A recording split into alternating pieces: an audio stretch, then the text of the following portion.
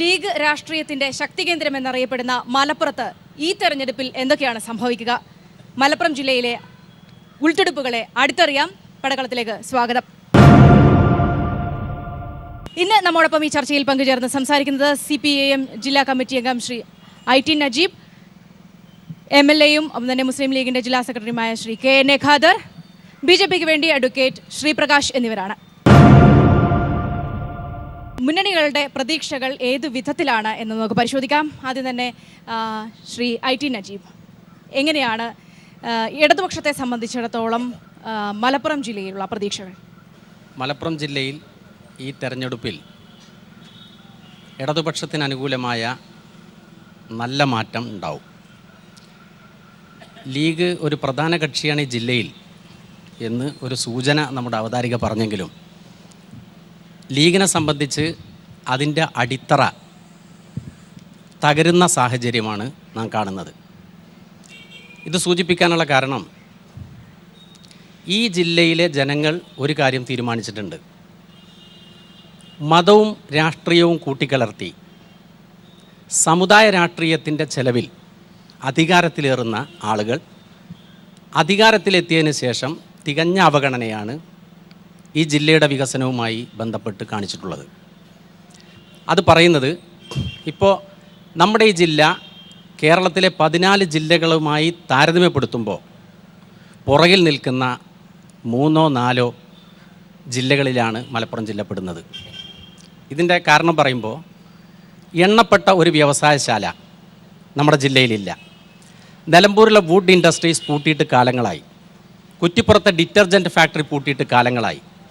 തൊട്ടപ്പുറത്തുള്ള പാലക്കാട് ജില്ല പോലെയോ കോഴിക്കോട് ജില്ല പോലെയോ തൃശ്ശൂർ ജില്ല പോലെയോ വ്യാവസായികപരമായ എടുത്തു പറയുന്നൊരു മുന്നേറ്റം സൃഷ്ടിക്കാൻ ഈ ജില്ലയിൽ ഇതേവരെ സാധിച്ചിട്ടില്ല. അത് പ്രധാനമായി എടുത്തു പറയണം. വിദ്യാഭ്യാസ രംഗത്തും എന്നുവെച്ചാൽ മുസ്ലിം ലീഗിനെ സംബന്ധിച്ച് CH വിദ്യാഭ്യാസ മന്ത്രിയായിരുന്നു, ചാക്കിരി അഹമ്മദ് കുട്ടി വിദ്യാഭ്യാസ മന്ത്രിയായിരുന്നു, ബഷീർ, സൂപ്പി, ഇപ്പോൾ റബ്ബ്. UDF ഭരിച്ച കാലയളവിൽ ഏറെക്കാലം വിദ്യാഭ്യാസം കൈകാര്യം ചെയ്ത മുസ്ലിം ലീഗ് പാർട്ടി ഈ ജില്ലയുടെ വിദ്യാഭ്യാസത്തിന് വേണ്ടി, വികാസത്തിന് വേണ്ടി യാതൊന്നും ചെയ്തിട്ടില്ല. ഒരു കാര്യം കൂടി സൂചിപ്പിക്കുന്നത്, ആരോഗ്യരംഗത്ത് പരിതാപകരമാണ് സ്ഥിതി.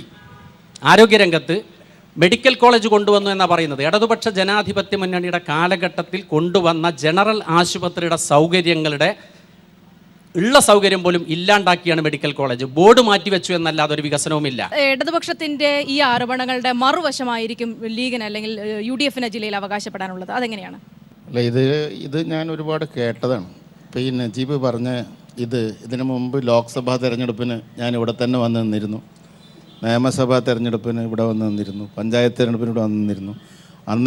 അന്നെല്ലാം ഈ പറഞ്ഞത് തന്നെ അതേ സംഭവം വീണ്ടും അന്ന് വേറൊരാളാണ് പറഞ്ഞതെന്ന് മാത്രം, അത് ആവർത്തിക്കുകയാണ്.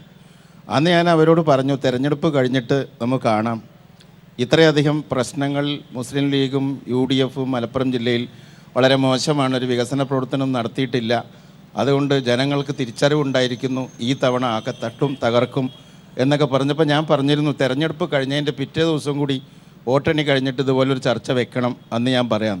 പിന്നെ ആരും കണ്ടിട്ടില്ല. ഇവിടെ ഐക്യജനാധിപത്യ മുന്നണിയുടെ ഗവൺമെൻറ് കഴിഞ്ഞ 5 വർഷക്കാലം കേരളത്തിൽ നടപ്പിലാക്കിയ വികസന പ്രവർത്തനങ്ങളുമായി തട്ടിച്ചു നോക്കിയാൽ കഴിഞ്ഞൊരു 25 വർഷക്കാലം കൊണ്ട് കേരളത്തിൽ ഒരു ഗവൺമെൻറ്റിനും നടപ്പിലാക്കാൻ സാധിക്കാത്ത അത്രയും വികസന പ്രവർത്തനങ്ങൾ പൊതുവെ കേരളത്തിലും വിശിഷ്യ മലപ്പുറം ജില്ലയിലും നടപ്പിലാക്കിയിട്ടുണ്ട്. ഇവിടുത്തെ ഈ മെഡിക്കൽ കോളേജ് വന്നു എന്ന് കേട്ടു എന്ന രീതിയിലാണ് നജീബ് പറയുന്നത്.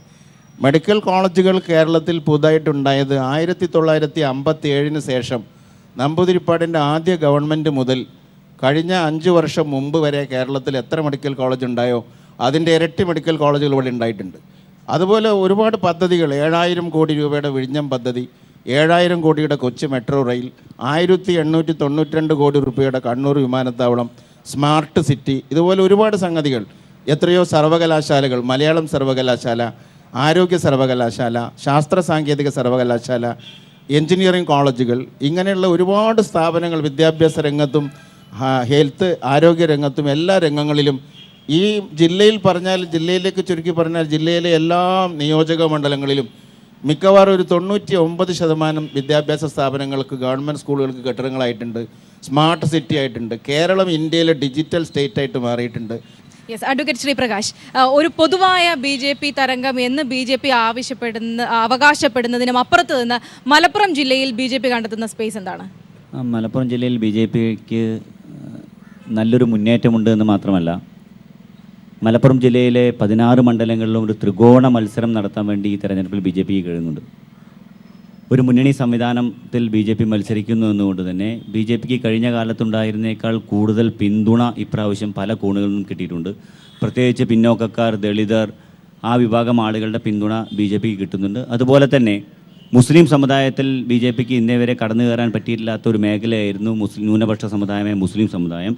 ഇപ്രാവശ്യം BJPക്ക് കൂടുതൽ മുസ്ലിം വോട്ടുകൾ കിട്ടാനുള്ള സാഹചര്യമുണ്ട്. മലപ്പുറം നിയോജകമണ്ഡലത്തിൽ പോലും BJPക്ക് ഒരു മുസ്ലിം സ്ഥാനാർത്ഥിയും അത് ആ സമുദായത്തിൽ സ്വാധീനമുള്ള ഒരാളെ നിർത്താൻ വേണ്ടി പറ്റിയിട്ടുണ്ട്.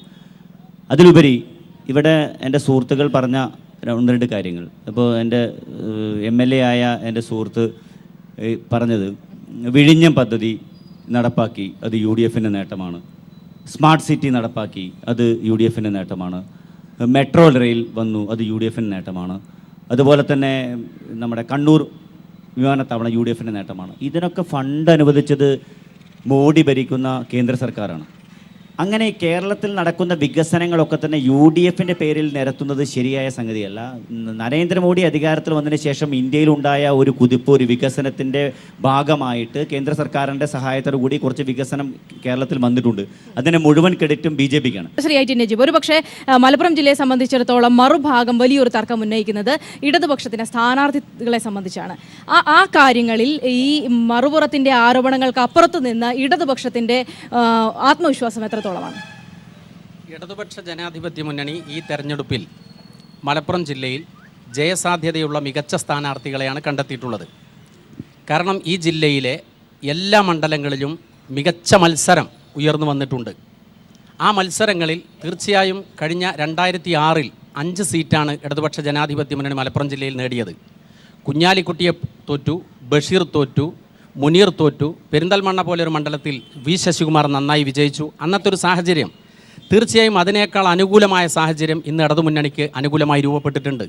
ഒരു കാര്യം മുന്നോടിയായി സൂചിപ്പിക്കുന്നത്, ഇപ്പോൾ ഈ മണ്ഡലത്തിൽ ആകെ 16 മണ്ഡലങ്ങളിലും അത് ജനാധിപത്യ മുന്നണി അവതരിപ്പിച്ചിട്ടുള്ള സ്ഥാനാർത്ഥികൾ അങ്ങ് നിലവിലുള്ള MLA-മാരായ ശ്രീരാമകൃഷ്ണൻ, KT ജലീൽ മുതൽ ഇവിടെ മത്സരരംഗത്തുള്ള V ശശികുമാർ തൊട്ട് നിലമ്പൂരിലുള്ള PV അൻവർ തൊട്ട് എല്ലാ ആളുകളും അതാത് മണ്ഡലത്തിൽ UDFനെതിരായി വോട്ടുകൾ നേടിയെടുക്കാൻ പ്രാപ്തിയുള്ള മികച്ച സ്ഥാനാർത്ഥികളെയാണ് അവതരിപ്പിച്ചിട്ടുള്ളത്. ഒരു കാര്യം കൂടി പറയാൻ എന്നെ അനുവദിക്കണം. കഴിഞ്ഞ പഞ്ചായത്ത് തെരഞ്ഞെടുപ്പിൽ, ഈ തെരഞ്ഞെടുപ്പല്ല, അതിന് മുമ്പ് 7 പഞ്ചായത്ത് മാത്രമാണ് മലപ്പുറം ജില്ലയിൽ ഇടതുപക്ഷത്തിനുണ്ടായിരുന്നത്. പക്ഷേ ഈ കഴിഞ്ഞ പഞ്ചായത്ത് തെരഞ്ഞെടുപ്പിൽ 38 പഞ്ചായത്താണ് ഇടതുപക്ഷ ജനാധിപത്യ മുന്നണിക്ക് കിട്ടിയത്. കഴിഞ്ഞ പഞ്ചായത്ത് തെരഞ്ഞെടുപ്പിൽ LDFനേക്കാൾ UDFന് 729 പഞ്ചായത്ത് വാർഡുകളാണ് അധികം ഉണ്ടായിരുന്നത്. പക്ഷേ ഈ പഞ്ചായത്ത് തെരഞ്ഞെടുപ്പിൽ 195 വാർഡുകളാണ് UDFന് അധികമുള്ളത്. ഇടതുപക്ഷം എന്ന് വിട്ട് ഒറ്റ പാർട്ടി എന്നുള്ള നിലയിലെടുത്താൽ മുസ്ലിം ലീഗിന് ഈ ജില്ലയിൽ 715 വാർഡാണുള്ളത്, CPIMന് 708 വാർഡാണുള്ളത്. എന്ന് വെച്ചാൽ മുസ്ലിം ലീഗിൻ്റെ ആധിപത്യമാണ് ഈ ജില്ല എന്നുള്ള പൊള്ളത്തരം തുറന്നു കാണിക്കും വിധം ഇടതുപക്ഷത്തിൻ്റെ രാഷ്ട്രീയം ശക്തിപ്പെട്ടു വരുന്നു. അത് ഈ തെരഞ്ഞെടുപ്പിൽ പ്രതിഫലിക്കും, മികച്ച വിജയം ഉണ്ടാവും. യെസ്, ശ്രീ KN ഖാദർ, ഇവിടെ പല ഘട്ടങ്ങളിലും നമ്മൾ തദ്ദേശ തെരഞ്ഞെടുപ്പിലും കണ്ടതാണ് പ്രാദേശിക രാഷ്ട്രീയങ്ങൾ, പ്രാദേശിക തർക്കങ്ങൾ, ലീഗ് കോൺഗ്രസ് തർക്കങ്ങൾ പലപ്പോഴും പലയിടത്തും പ്രതിഫലിച്ച ഒരു ജില്ല കൂടിയാണ് മലപ്പുറം. സ്വാഭാവികമായും ഈ തെരഞ്ഞെടുപ്പിൻ്റെ സമയത്തും സ്ഥാനാർത്ഥി നിർണ്ണയത്തിലൊക്കെ ഇത് പ്രതിഫലിച്ചിരുന്നു. ഇതൊക്കെ ഏതെങ്കിലും വിധത്തിൽ ബാധിക്കുമെന്ന് കരുതുന്നുണ്ടോ? ഇല്ല, ഇവിടെ മുസ്ലിം ലീഗും ഇന്ത്യൻ നാഷണൽ കോൺഗ്രസും പൊതുവേ UDF സംവിധാനത്തിൽ ഈ തദ്ദേശ സ്വയംഭരണ സ്ഥാപനങ്ങളിലേക്കുള്ള തെരഞ്ഞെടുപ്പിൽ അപൂർവം ചില സ്ഥലങ്ങളിൽ തർക്കങ്ങളുണ്ടായിരുന്നു. അത് പഞ്ചായത്ത് തെരഞ്ഞെടുപ്പിൽ സാമ്പാർ മുന്നണിയായി എല്ലാവരെയും കൂട്ടി മത്സരിച്ചവർക്ക് ചില പ്രയോജനങ്ങൾ ചെയ്തിട്ടുണ്ട്. അതൊരു റിയാലിറ്റിയാണ്. പക്ഷേ ആ വിഷയങ്ങളെല്ലാം തീർന്ന് ഈ നിയമസഭാ തെരഞ്ഞെടുപ്പിൽ ഐക്യജനാധിപത്യ മുന്നണി ഒറ്റക്കെട്ടായിട്ടാണ് മത്സരിക്കുന്നത്. അങ്ങനെയുള്ള പ്രാദേശിക തർക്കങ്ങളെല്ലാം അവസാനിപ്പിച്ച് മുന്നോട്ട് പോകുവാൻ ഐക്യജനാധിപത്യ മുന്നണിക്ക് ഇവിടെ സാധിച്ചിട്ടുണ്ട്. അതുകൊണ്ട് അതൊന്നും ഈ നിയമസഭാ തെരഞ്ഞെടുപ്പിൽ ബാധിക്കില്ല. ഇവിടെ വേറൊരു പ്രശ്നമുള്ളത്, ഇപ്പം നജീബിന് എന്തായാലും ഇടതുപക്ഷം ജയിക്കും എന്ന് പറഞ്ഞേ തീരൂ. എനിക്ക് ഐക്യജനാധിപത്യ മുന്നണി ജയിക്കും എന്ന് പറഞ്ഞേ തീരൂ. BJP ഏതെങ്കിലും തരത്തിൽ പിന്നെ അക്കൗണ്ട് തുടങ്ങുന്ന ശ്രീഷന് പറയാൻ സാധിക്കുള്ളൂ. തീരുമാനമാകുന്നൊരു ദിവസമുണ്ട്, മെയ് 19 ആ ദിവസം വരെ കാത്തിരിക്കാൻ ഞാൻ എല്ലാവരോടും അഭ്യർത്ഥിക്കുകയാണ്. ഇതിന് മുമ്പും ഞാനിങ്ങനെ പറഞ്ഞിട്ടുണ്ട്, ഇതല്ലാതെ ഇടതുപക്ഷ ജനാധിപത്യ മുന്നണി ഇവിടെ വലിയ വിജയമൊന്നും ഇത്തവണ ഉണ്ടാക്കാൻ പോകുന്നില്ല. ശ്രീ പ്രകാശ് നേരത്തെ വിഴിഞ്ഞത്തിൻ്റെ വിഷയം തന്നെ സൂചിപ്പിച്ചു. ഇത്തരത്തിലുള്ള അവകാശവാദങ്ങൾക്കപ്പുറം ഇക്കാര്യങ്ങൾ ജനങ്ങളിലേക്ക് എത്തിക്കാൻ എത്രത്തോളം BJP സർക്കാരിന് കഴിയുന്നുണ്ട്, പ്രത്യേകിച്ച് BJP കഴിയുന്നുണ്ട്, പ്രത്യേകിച്ച് NDA സർക്കാർ വന്നതിന് ശേഷം ഉണ്ടായിട്ടുള്ള വിഷയങ്ങൾ, അസഹിഷ്ണുത അടക്കമുള്ള വിഷയങ്ങൾ വലിയ രീതിയിൽ ചർച്ച ചെയ്യപ്പെടുന്ന ഈ ഘട്ടത്തിൽ ഇങ്ങനെ ആരും പറയാത്ത സ്വന്തമായി അവകാശം ഉന്നയിക്കുന്ന വിഴിഞ്ഞം അടക്കമുള്ള കാര്യങ്ങൾ, അതിന് പിന്നിലെ കാര്യങ്ങളിലേക്ക് ഞാൻ പോകുന്നില്ല, പക്ഷേ അത്തരം അടക്കമുള്ള കാര്യങ്ങൾ ജനങ്ങളിലേക്ക് എത്തിക്കാൻ എത്രത്തോളം സാധിക്കും തോന്നുന്നു? BJP സംബന്ധിച്ച് കഴിഞ്ഞ കാലത്തുള്ള പോലെയല്ല, സംഘടനാപരമായിട്ട് BJP കേരളത്തിൽ വളരെയധികം ശക്തി പ്രാപിച്ചിട്ടുണ്ട്. അടിസ്ഥാനപരമായി താഴെത്തട്ടിൽ BJPക്ക് ഇപ്രാവശ്യം നല്ല പ്രവർത്തകരുണ്ട്. ആ പ്രവർത്തനത്തിൻ്റെ അടിസ്ഥാനത്തിൽ ഓരോ ആളുകളുടെ ഓരോ വീടുകളിലും BJPയുടെ സന്ദേശം എത്തിക്കുന്നതിനും BJPയെ സംബന്ധിച്ച് BJPയുടെ നിലപാടും ഈ രണ്ട് മുന്നണികളും കേരളത്തിൽ നിന്നും മാറിപ്പോകേണ്ടത് ഈ രാജ്യത്തിൻ്റെ ആവശ്യകതയാണെന്ന് ബോധ്യപ്പെടുത്താനും കഴിയുന്നുണ്ട്. അസഹിഷ്ണുതയെ പറ്റി സൂചിപ്പിച്ചപ്പോൾ കൃത്യമായി ഉണ്ടാക്കിയിട്ടുള്ള ഒരു അജണ്ട, BJP എതിർക്കാൻ മറ്റ് മാർഗ്ഗങ്ങളില്ല. BJP വികസനം നടത്താത്ത പാർട്ടിയല്ല, BJP അഴിമതി നടത്തുന്നില്ല, കേന്ദ്രത്തിൽ നല്ല ഭരണം നടക്കുന്നുണ്ട്.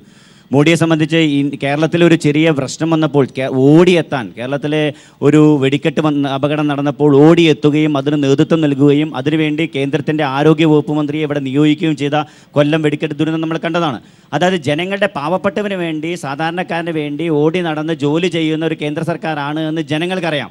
പക്ഷേ ജനങ്ങളുടെ പ്രതീക്ഷ ഇവിടെ ഒരു മൂന്നാം മുന്നണി ഉണ്ടായിട്ടില്ല എന്ന്, ഒരു ഈ ഇടതും വലതും മാറി മാത്രമേ അധികാരത്തിൽ വരികയുള്ളൂ എന്ന ജനങ്ങളുടെ ചിന്താഗതി മാറ്റിയെടുക്കാൻ ഈ തെരഞ്ഞെടുപ്പിൽ BJPക്ക് കഴിയും. ഇടതുപക്ഷമാണെങ്കിലും വലതുപക്ഷമാണെങ്കിലും സൗഹൃദപരമായ ഒരു മത്സരമാണ് കേരളത്തിൽ നടക്കുന്നത്. ഇന്നത്തെ പത്രറിപ്പോർട്ട് പ്രകാരം 69 സീറ്റുകളിൽ, കേരളത്തിലെ 69 സീറ്റുകളിൽ BJP വരുമോ എന്ന് പേടിച്ച് സൗഹൃദ മത്സരം നടത്തുന്ന ഒരു സ്ഥിതിവിശേഷമാണ് ഈ ഇടതുപക്ഷ വലതുപക്ഷ മുന്നണിയിൽ. അതുകൊണ്ട് തീർച്ചയായിട്ടും ഈ തെരഞ്ഞെടുപ്പ് എന്ന് പറയുന്നത് കേരള രാഷ്ട്രീയത്തിൽ വലിയൊരു മാറ്റമുണ്ടാക്കുന്ന തെരഞ്ഞെടുപ്പാണ്.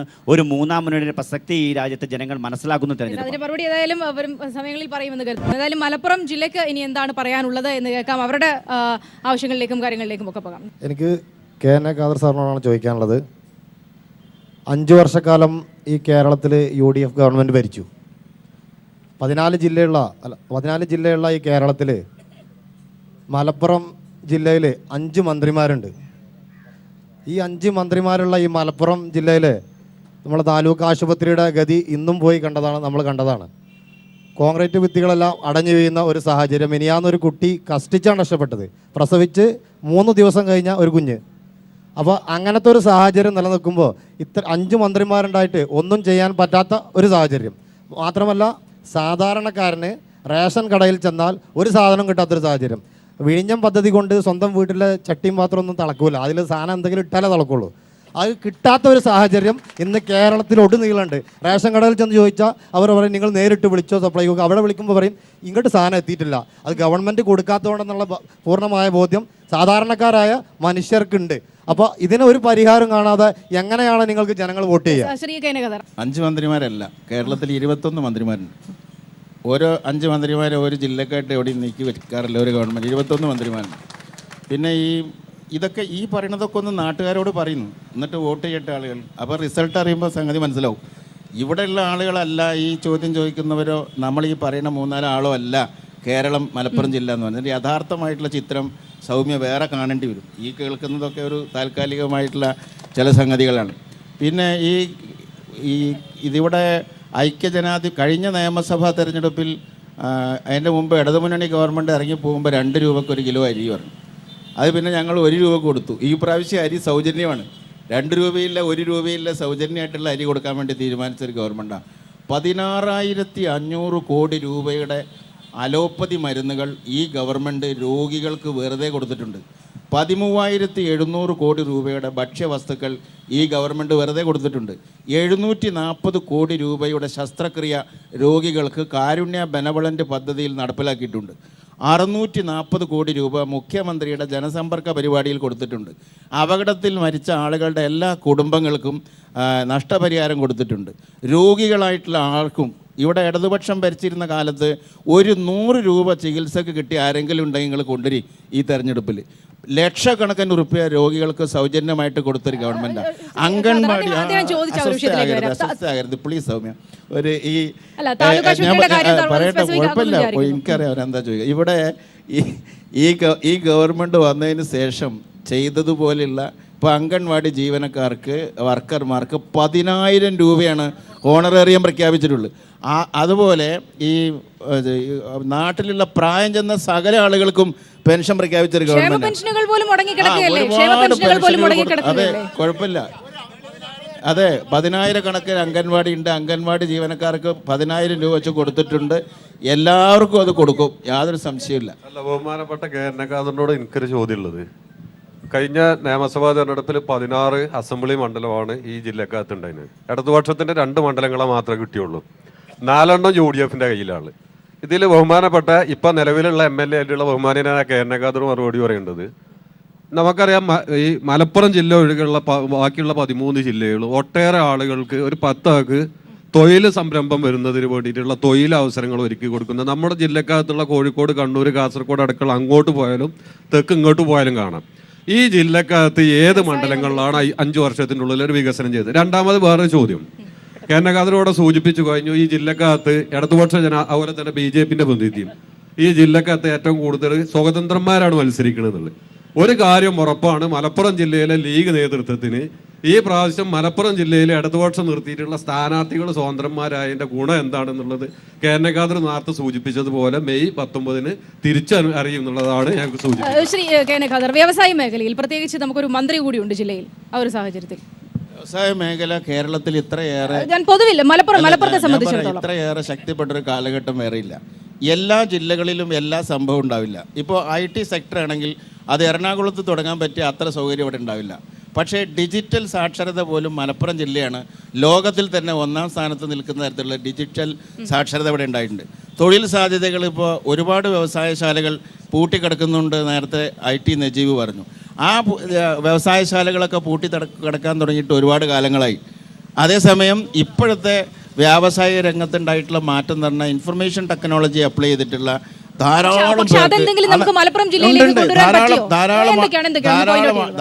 ആളുകൾക്ക് തൊഴിൽ സാധ്യതകൾ ലഭ്യമായിട്ടുണ്ട്. എത്രയോ ആളുകൾക്ക് IT സെക്ടറിൽ ജോലി കിട്ടിയിട്ടുണ്ട്. മലപ്പുറം ജില്ലക്കാരായിട്ടുള്ള ആളുകൾക്ക് 10,000 കണക്കിന് ആളുകൾക്ക് ഈ ഗവൺമെൻറ് വന്നതിന് ശേഷം ജോലി കിട്ടിയിട്ടുണ്ട്.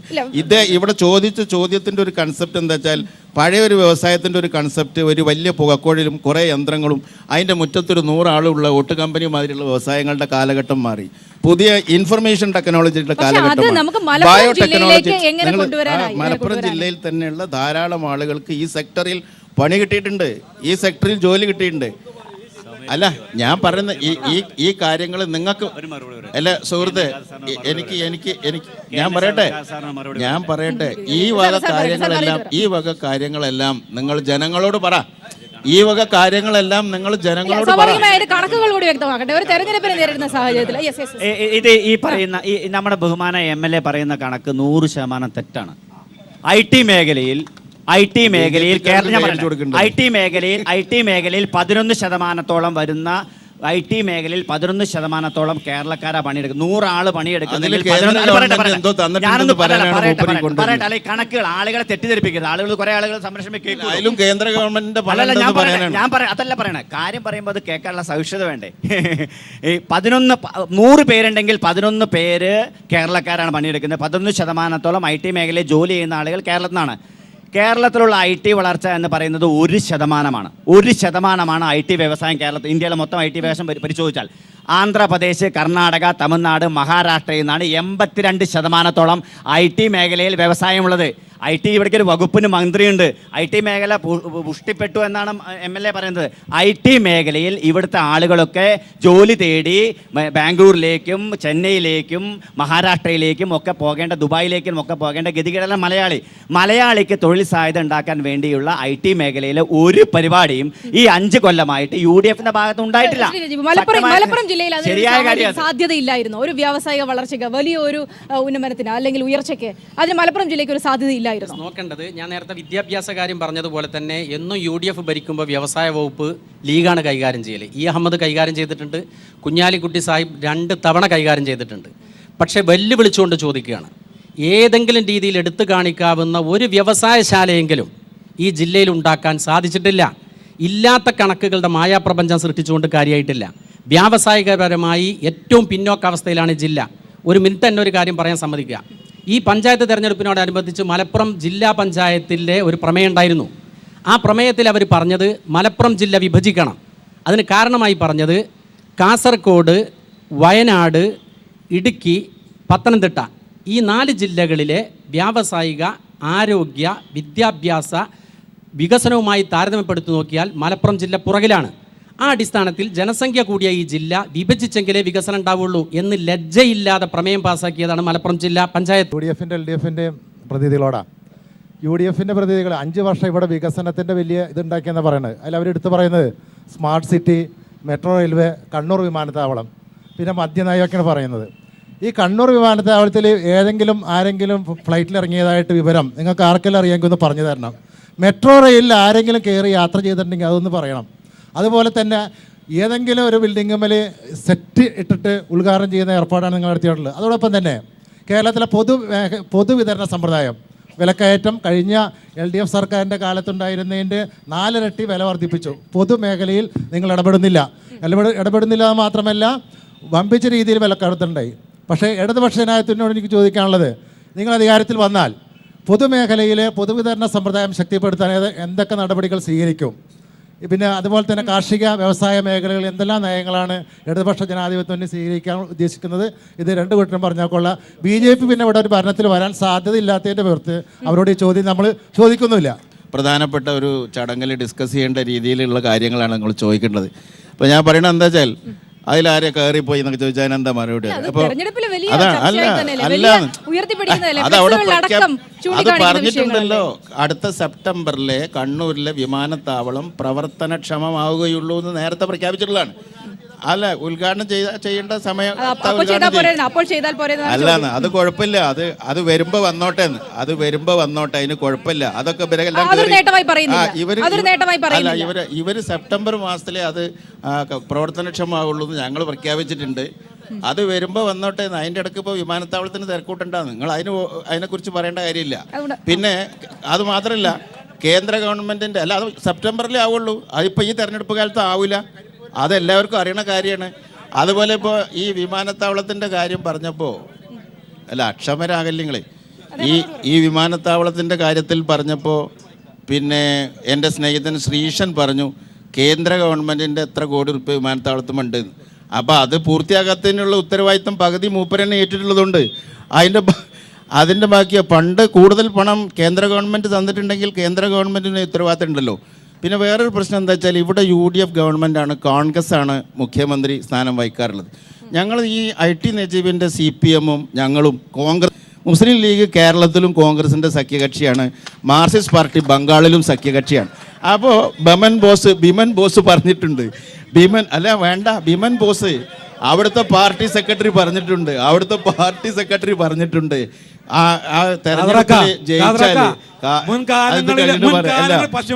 പശ്ചിമ ബംഗാളില് ഇനിയിപ്പോ ജയിച്ചു വരികയാണെങ്കിൽ യോജിച്ച സർക്കാർ ശ്രീശന് അപ്പൊ നമ്മൾ രണ്ടും മാർക്സിസ്റ്റുകാരായിട്ടുള്ള സ്നേഹിതന്മാരും മുസ്ലിം ലീഗുകാരായിട്ടുള്ള ഞങ്ങളും തുല്യ ദുഃഖിതരാണ്. നമുക്ക് 2 കൂട്ടർക്കും അള്ളാഹു ന്യൂഡൽഹി വിധിച്ചിട്ടില്ല.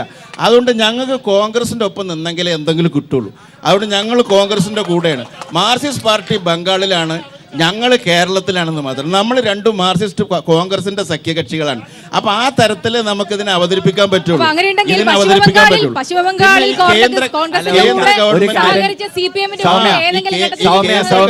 കേന്ദ്രം ഭരിക്കുന്ന നേരത്തെ എൻ്റെ അടുത്ത് ശ്രീശൻ പറഞ്ഞു അസഹിഷ്ണുത കാണിക്കരുത്, അതുകൊണ്ട് ശ്രീശൻ അസഹിഷ്ണുത കാണിക്കരുത്.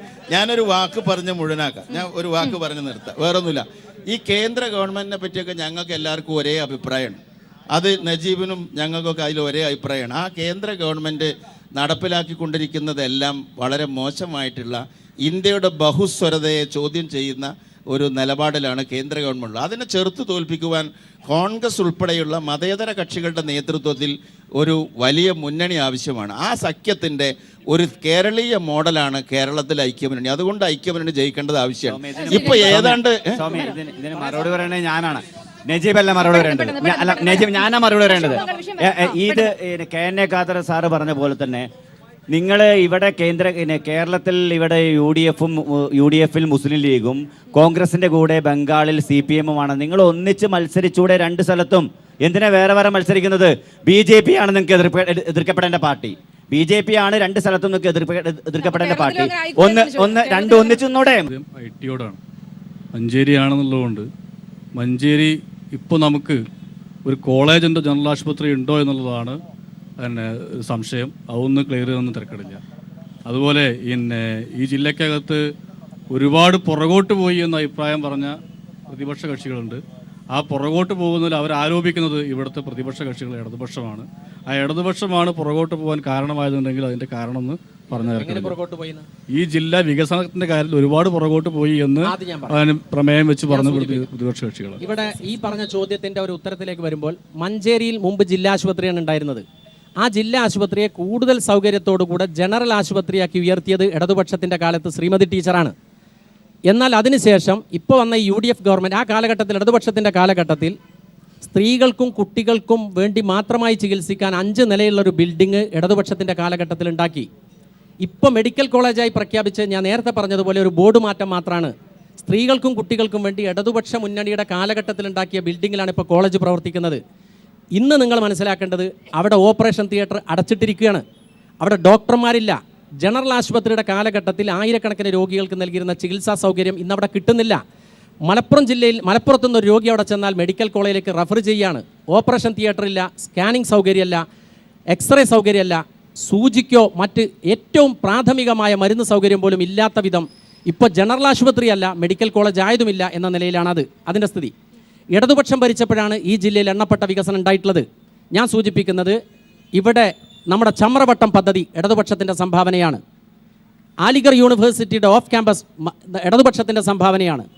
ഇടതുപക്ഷം കേരളം ഭരിച്ച സമയത്താണ് കാലിക്കറ്റ് യൂണിവേഴ്സിറ്റി പോലും നിലവിൽ വന്നത് എന്ന് മനസ്സിലാക്കണം. അല്ലാതെ UDFൻ്റെ നേതൃത്വത്തിലല്ല. ഇപ്പോൾ തന്നെ ഈ ജില്ലയിലെ പയ്യനാട് സ്റ്റേഡിയം അതിന് സ്ഥലം അക്വയർ ചെയ്തത് ഇടതുപക്ഷം മുനിസിപ്പാലിറ്റി ഭരിക്കുമ്പോഴാണ്. അതിൻ്റെ പ്രാഥമിക മുതൽ മുടക്കും വികസനവും ഇടതുപക്ഷത്തിൻ്റെ കാലഘട്ടത്ത് നടത്തിയിട്ടുള്ളത് വിജയകുമാർ എന്ന സ്പോർട്സ് മന്ത്രിയാണ്. ഈ രീതിയിൽ ഇടതുപക്ഷമാണ് ഈ ജില്ലയിലെ വികസനത്തിൽ എല്ലാ കാലത്തും ശ്രദ്ധിച്ചിട്ടുള്ളത്. ലീഗിൻ്റേതായി എണ്ണി പറയാൻ കുറേ IT സംഗതികളുണ്ട് എന്ന് വെറുതെ വായുവിൽ നോക്കി പറയല്ലാതെ പ്രാക്ടിക്കലായി ഇന്നൊരു വികസനം കാർഷിക രംഗത്ത്, ഇന്നൊരു വികസനം വ്യാവസായിക രംഗത്ത്, ഇന്നൊരു വികസനം വിദ്യാഭ്യാസ രംഗത്ത് എന്ന് ദീർഘകാലം ഈ ജില്ലയെ പ്രതിനിധീകരിച്ചവർക്ക് പറയാനില്ലാത്ത വിധം അവർ അധപ്പതിച്ചു പോകുന്നത് ക്രിയാത്മകമായി ഒന്നും ചെയ്യാനില്ലാത്തതുകൊണ്ടാണ്. ഒരു കാര്യം കൂടി, പ്രിയപ്പെട്ട K N A Khader MLA അവർ പറയുണ്ടായി, ഇവിടെ ഒരുപാട് അരി സൗജന്യമായി നൽകി. 70 ലക്ഷം കുടുംബങ്ങൾക്ക് 2 രൂപയ്ക്ക് അരി നൽകിയത് ഇടതുപക്ഷമാണ്. സൗജന്യമായി അരി നൽകും എന്ന് പ്രഖ്യാപിച്ചതല്ലാതെ അത് ഈ നാട്ടിൽ കാണുന്നില്ല. അതിൻ്റെ ഒരു ഉദാഹരണമാണ് നേരത്തെ പറഞ്ഞ പെൺകുട്ടിയുടെ മരണം പോലും. ഇടതുപക്ഷ ജനാധിപത്യം അധികാരത്തിൽ വന്നാൽ വ്യക്തമായ കാർഷിക വ്യാവസായിക മുന്നേറ്റവും പൊതുവിതരണ സമ്പ്രദായവും ശക്തിപ്പെടുത്തും. വിദ്യാഭ്യാസ മേഖലയെ കുറിച്ച് സൂചിപ്പിച്ചത് കൊണ്ടുകൂടി ചോദിക്കുകയാണ്. അലിഗഡ് സർവകലാശാലയുടെ വിഷയം ഇഫ്ലു വിഷയം വിദ്യാഭ്യാസം ഇതിപ്പോൾ നമ്മൾ ആ ചോദ്യം കൊണ്ടുണ്ടായൊരു സംഗതി എന്താണെന്ന് വെച്ചാൽ, ഈ കോൺഗ്രസ് CPM ബന്ധത്തിനെ കുറിച്ചുള്ള ചർച്ചയിൽ നിന്ന് വഴിമാറ്റാനുണ്ടായ ഒരു ചോദ്യം എന്നപ്പോൾ എനിക്ക് തോന്നുന്നത്. വാസ്തവത്തിൽ നമ്മൾ അതിൽ സംസാരിച്ചുകൊണ്ടിരിക്കുകയായിരുന്നു. ഇപ്പോൾ കോൺഗ്രസും ഈ CPM-ഉം തമ്മിൽ ബന്ധപ്പെട്ടിട്ട് ഒരു പുതിയ ഗവൺമെന്റ് അതെന്താ അത് നേരത്തെ ഞാൻ പറയാം, നീ ബഹളുണ്ടാക്കിയിട്ട് കാര്യമില്ല. അല്ല, കൃത്യമായിട്ട് എല്ലാവർക്കും മറുപടി പറയാനുള്ള അവസരം ഉണ്ടാക്കണം. അല്ല, എന്താ അറിയോ, ഞാൻ ഇവിടെ ചോദിക്കുന്ന ചോദ്യങ്ങൾക്ക് ഞാൻ എന്തു മറുപടി പറയണമെന്ന് തീരുമാനിക്കാനുള്ള അവകാശം മറ്റാർക്കില്ല. അത് ഞാൻ പറയും. അത് മനസ്സുണ്ടെങ്കിൽ കേൾക്കുക, അല്ലെങ്കിൽ കേൾക്കണ്ട. നിയമസഭയിലും കഴിഞ്ഞ 5 കൊല്ലങ്ങൾ ഇങ്ങനെ ചെയ്ത് 5 കൊല്ലം ഭരണകക്ഷി എന്ത് ചെയ്തു എന്ന് ചോദിക്കുന്നുണ്ടല്ലോ, അതുപോലെ തന്നെ 5 കൊല്ലം പ്രതിപക്ഷം എന്ത് ചെയ്തു എന്നുള്ള ചോദ്യം കൂടി ഉണ്ട്. എല്ലാ ദിവസവും രാവിലെ അസംബ്ലിയിൽ വന്ന് ഒപ്പിട്ടിട്ട്, ഹാജർ പട്ടികയിൽ ഒപ്പിട്ടിട്ട്, ബത്ത വാങ്ങിയിട്ട് അവിടെ കസേരയും മേശയും മറിച്ചിടലും കമ്പ്യൂട്ടർ കേടെടുത്തലും, ഇതുപോലെ ഉമ്മൻചാണ്ടിയും കുഞ്ഞാലിക്കുട്ടിയും സംസാരിക്കുമ്പോൾ ബഹളം വെക്കലെന്ന് പതിവ്. അവർ സംസാരിക്കുമ്പോൾ മിണ്ടാൻ പാടില്ല, വേറെ ഉള്ളവർ സംസാരിക്കുമ്പോൾ മിണ്ടാ. ആ മാതിരി ആക്രമവും ഫാസിസവും ഒന്നും ഇനി നടക്കണ കാര്യമല്ല. അതുകൊണ്ട് ഞാൻ പറയാം, ഈ വിദ്യാഭ്യാസ കാര്യങ്ങളെക്കുറിച്ച് കേരളത്തിൽ വിദ്യാഭ്യാസ കാര്യങ്ങളെക്കുറിച്ച് ഞാൻ ആദ്യം ഒരുപാട് പരാമർശം നടത്തിയോണ്ടായി പറയുന്നു. ഈ കേരളത്തിലെ സർവകലാശാലകൾ മുഴുവൻ കേരള സർവകലാശാല ഒഴികെ മിക്കവാറും സർവകലാശാലകൾ ഉണ്ടായത് ഐക്യജനാധിപത്യത്തിൻ്റെ കാലത്താണ്. കോഴിക്കോട് സർവകലാശാല CH മുഹമ്മദ് കോയ സാഹിബ് കൊണ്ടുവന്നിട്ടുള്ള സർവകലാശാലയാണ്. അപ്പോൾ അതുമാതിരി ഇപ്പോൾ ഇവിടെ ഒരുപാട് കാര്യങ്ങൾ പരാമർശ വിധേയമാക്കി. ആ എല്ലാ കാര്യങ്ങൾക്കും കൂടി ഉത്തരം പറയാനുള്ള സമയം സൗമ്യ തരുമെന്ന് എനിക്കറിയില്ല. അങ്ങനെ പറഞ്ഞാൽ 1.5 മണിക്കൂറോ 2 മണിക്കൂറോ 3 മണിക്കൂറോ പ്രസംഗിക്കുന്ന ഒരാളാണ്. അതുകൊണ്ട് എത്ര സമയം പറഞ്ഞതിന് മറുപടി പറയാനൊക്കെ എനിക്ക് കഴിയാത്ത കാര്യമൊന്നുമല്ല. ഞാൻ പറയുന്നത് ഐക്യജനാധിപത്യ മുന്നണി ഗവൺമെൻറ് നടപ്പിലാക്കിയതുപോലുള്ള വികസന പ്രവർത്തനങ്ങൾ ജനറലായിട്ട് കേരളത്തിൽ നടപ്പിലാക്കാൻ ഇടതുപക്ഷ ജനാധിപത്യ മുന്നണി കഴിഞ്ഞിട്ടില്ല, ഒരിക്കലും സാധിച്ചിട്ടില്ല. നിങ്ങൾ ചോദിച്ചല്ലോ ഈ IT വ്യവസായത്തിനെ കുറിച്ച്. IT വ്യവസായങ്ങൾ തുടങ്ങാൻ സാധിക്കുന്ന സ്ഥലത്തെ IT വ്യവസായങ്ങൾ തുടങ്ങാൻ പറ്റുള്ളൂ, അല്ലാതെ പറ്റില്ല. ഇടുക്കിയിലുള്ള അണക്കെട്ട് മലപ്പുറത്ത് ഉണ്ടാക്കണം എന്ന് പറഞ്ഞാൽ നടക്കൂല. ഓരോ സ്ഥലത്ത് അവിടെ അതിനനുസരിച്ചുള്ള പുഴ ഉണ്ടാവുള്ളൂ. ഓരോ സംഗതി അനുസരിച്ചല്ലേ ഓരോന്ന് ചെയ്യുക. ഇവിടെ ഇടതുപക്ഷ ജനാധിപത്യ മുന്നണിയുടെ പ്രതിനിധികൾ ഏത് തെരഞ്ഞെടുപ്പിലും ഇതൊക്കെ പറഞ്ഞിട്ട് എന്തുകൊണ്ട് ഈ നാട്ടുകാർ നിങ്ങളെ സഹായിക്കുന്നില്ല എന്ന ചോദ്യമുണ്ട്, എന്തുകൊണ്ട് നിങ്ങളെ വിജയിപ്പിക്കുന്നില്ല എന്നുള്ള ചോദ്യമുണ്ട്. അതിന് ഉത്തരം പറയാൻ നിങ്ങൾക്ക് ബാധ്യസ്ഥരാണ്. അതുപോലെ ഇപ്പോൾ ഭാരതീയ ജനതാ പാർട്ടിയുടെ കാര്യം പറഞ്ഞു. ഇദ്ദേഹം പഴയ ബേപ്പൂരും വടകരയും വരെ പറഞ്ഞു. ഈ ഇന്ത്യ രാജ്യത്ത് ഭാരതീയ ജനതാ പാർട്ടി അധികാരത്തിൽ വരാനുണ്ടായ കാരണങ്ങളിൽ ഒന്ന് ഈ ഇടതുപക്ഷക്കാരായിട്ടുള്ള ആളുകളുടെ കോൺഗ്രസ് വിരോധത്തിൻ്റെ ഊക്കുകൊണ്ടാണ്. അങ്ങനെ കോൺഗ്രസ്സുകാരെ എതിർത്ത് തോൽപ്പിക്കുവാനുള്ള ആഗ്രഹം കൊണ്ട് വലതുപക്ഷമായിട്ട് ചേർന്നിട്ട് BJPയെ സഹായിച്ചിട്ട് ഇന്ത്യ രാജ്യത്ത് വരെ ഭരണം ഉണ്ടാക്കാൻ അവർ ശ്രമിച്ചിട്ടുണ്ട്. ഈ നമ്മുടെ പ്രിയങ്കരനായ നജീബ് പറഞ്ഞു ഇവിടെ പിന്നെ UDFൻ്റെ ഭരണം ഏറ്റവും മോശം. ഞാനതിന് പൂർണ്ണമായി യോജിക്കുന്നു. UDFൻ്റെ ഭരണം ഏറ്റവും മോശമാണ്. പക്ഷേ UDFൻ്റെ ഭരണത്തിൽ ഏറ്റവും വലിയ പ്രശ്നം, ഏറ്റവും വലിയ അഴിമതി സോളാർ കേസാണ്.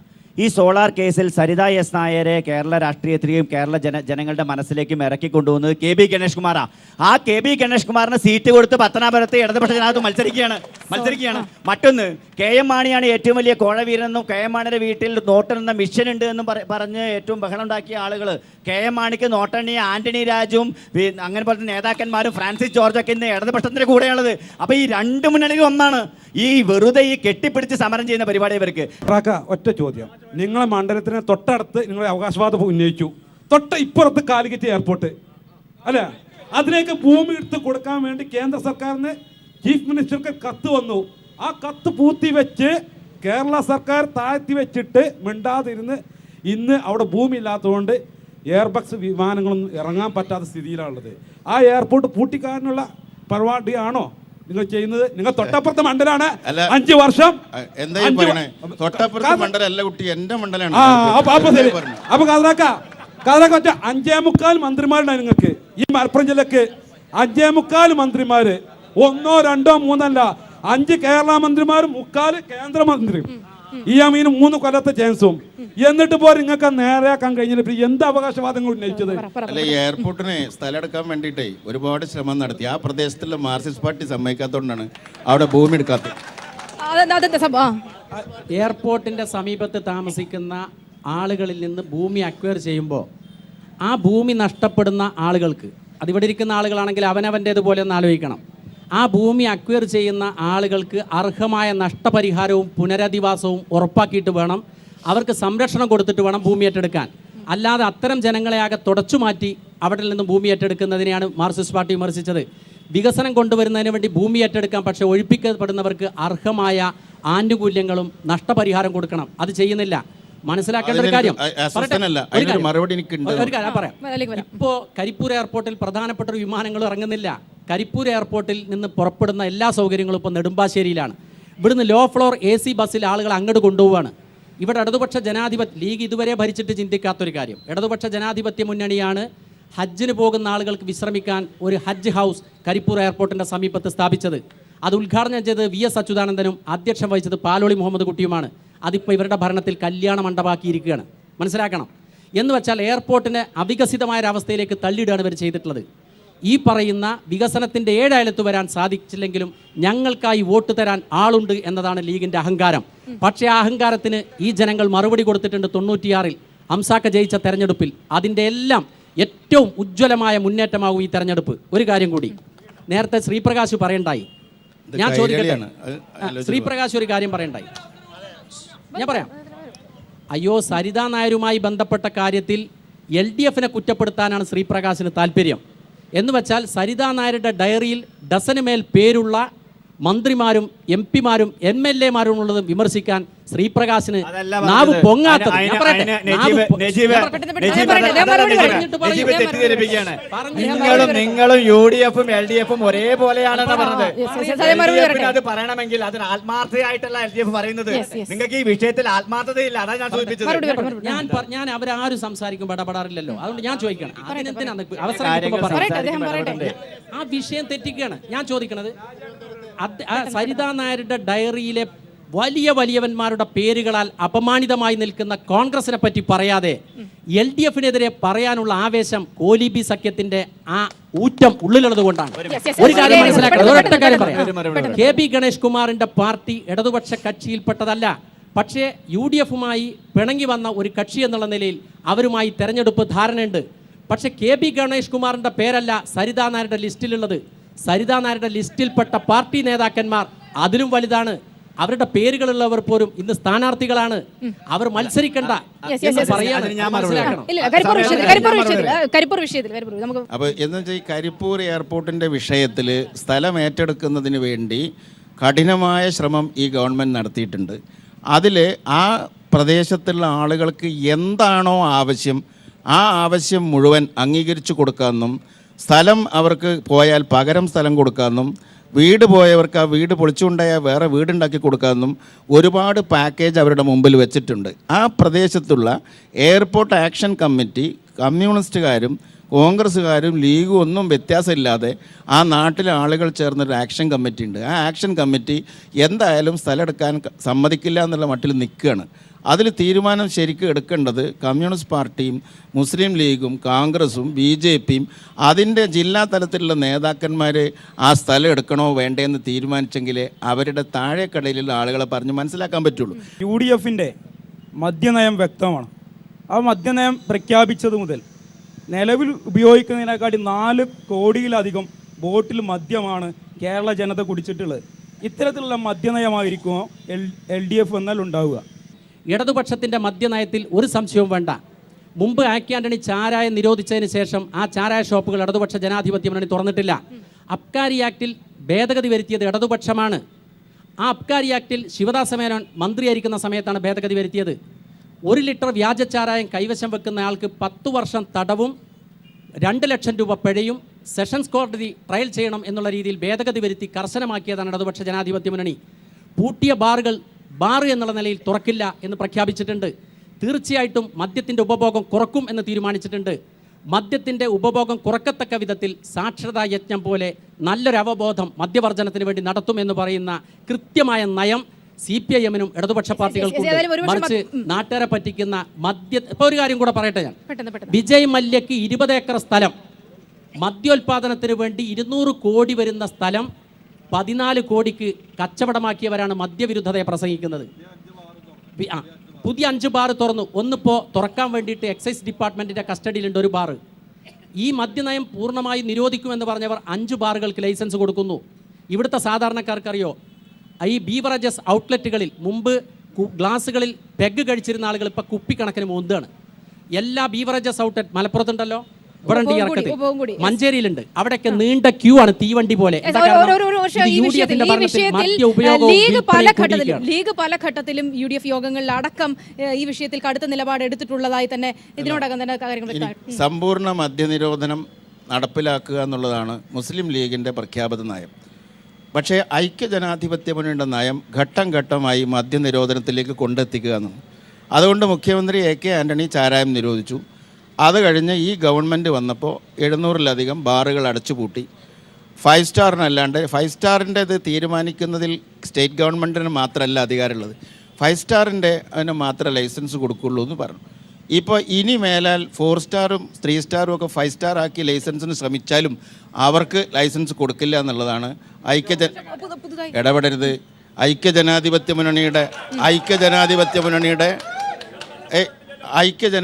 മുന്നണിയുടെ പോളിസി അതാണ്. ഇനിയിപ്പോൾ 5 സ്റ്റാർ ആക്കി വന്നാലും കൊടുക്കില്ല എന്നാണ് തീരുമാനിച്ചിട്ടുള്ളത്. പിന്നെ അഴിമതിക്കെതിരായിട്ട് എൻ്റെ സ്നേഹിതൻ ആഞ്ഞടിച്ചു, നല്ല കാര്യം. ഞാനും ഏത് വിധത്തിലുള്ള അഴിമതി ആര് നടത്തിയാലും ഏത് പാർട്ടിക്കാരനായാലും അവനെ ശിക്ഷിക്കണം, നിയമത്തിൻ്റെ മുമ്പിൽ കൊണ്ടുവരണം എന്നുള്ള കാര്യത്തിൽ എനിക്ക് യാതൊരു തർക്കവുമില്ല. അതിൽ പാർട്ടി വ്യത്യാസമില്ല, ജാതി വ്യത്യാസമില്ല. ഇവിടെ നമ്മൾ തൊട്ടടുത്തുള്ള മലപ്പുറം KSRTCയുമായി ബന്ധപ്പെട്ടുള്ളതാണ്. അങ്ങനത്തെ വികസനങ്ങളെ പറ്റിയൊക്കെ ഇവിടെ ചോദിക്കണം. KN ഖാദർ സാഹിബിനോട് അതാ ചോദിക്കാനുള്ളത്. പിന്നെ താലൂക്ക് ആശുപത്രിയെ കുറിച്ച് ഇവിടെ ഒരു പരാമർശം ഉണ്ടായി. താലൂക്ക് ആശുപത്രിയുടെ ബോർഡ് മാറ്റി എന്നല്ലാതെ അവിടെ എത്ര സ്റ്റാഫ് പാറ്റേൺ ആണ് അന്നത്തെ കാലത്ത് LDF സർക്കാർ കൊണ്ടുവന്നെന്ന് IT നജീബ് എന്ന് പറഞ്ഞു തീർക്കണില്ല. ഞാൻ ബോർഡ് മാറ്റിയ വിഷയം പറഞ്ഞത് മെഡിക്കൽ കോളേജിന്റെ കാര്യമാണ്. എങ്കിലും അതും പറയാം. ഇടതുപക്ഷ ജനാധിപത്യ മുന്നണി ഭരിച്ചപ്പോഴാണ്, ശ്രീമതി ടീച്ചർ ആരോഗ്യ വകുപ്പ് കൈകാര്യം ചെയ്തപ്പോഴാണ് എല്ലാ പ്രാഥമിക ആരോഗ്യ കേന്ദ്രങ്ങളെയും നല്ല ചികിത്സാ സൗകര്യമുള്ള സ്ഥാപനങ്ങളാക്കി മാറ്റിയത്.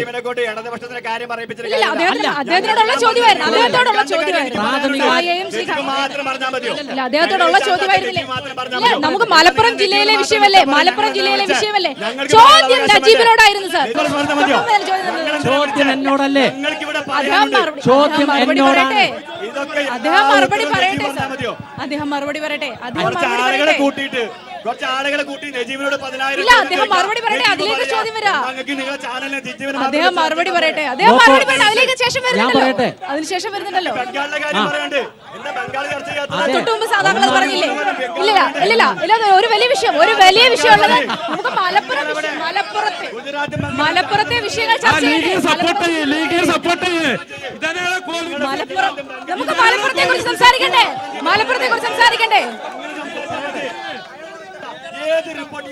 ഏതായാലും തർക്കങ്ങൾ ഇങ്ങനെ തന്നെ പുരോഗമിച്ചുകൊണ്ടിരിക്കുകയാണ്. മലപ്പുറം ജില്ലയ്ക്ക് ഇനി ഒരുപാട് കാര്യങ്ങൾ ചോദിക്കാനുണ്ട്. ഏതായാലും ഈ പ്രോഗ്രാം ഇവിടെ വൈൻഡപ്പ് ചെയ്യാനുള്ള സമയമായിരിക്കുന്നു. പടക്കം ഇവിടെ പൂർണ്ണമാകുകയാണ്. ബൈ.